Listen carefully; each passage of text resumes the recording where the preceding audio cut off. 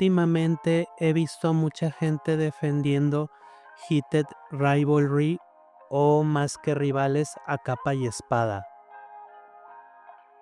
Cada vez que alguien la critica, salen las mismas frases de siempre. Es solo ficción, no es un documental. O el director es gay y la autora es bisexual, así que no puede ser problemática. Yo soy un hombre gay y quiero explicar por qué esta serie sí me genera ruido y por qué la crítica no es exagerada ni absurda. A ver, aclaremos algo desde el inicio. Nadie está pidiendo que series como Heated Rivalry represente a todos los hombres gay del mundo. El punto es otro.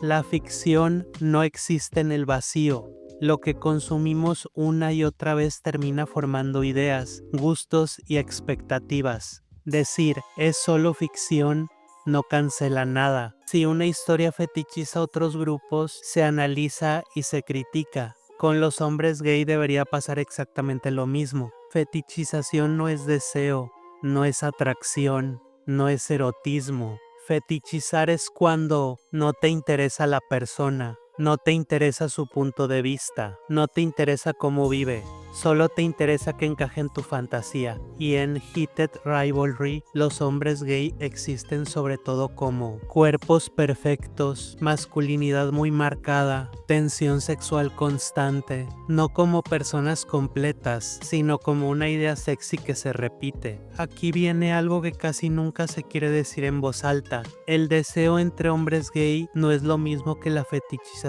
de los hombres gay por parte de mujeres heterosexuales. ¿Por qué? Porque no parten del mismo lugar.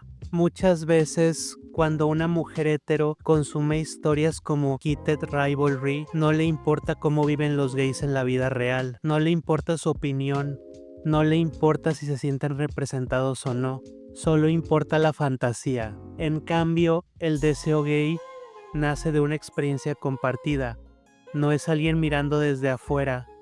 Es alguien que entiende el contexto, no es un juicio moral, es una diferencia de posición.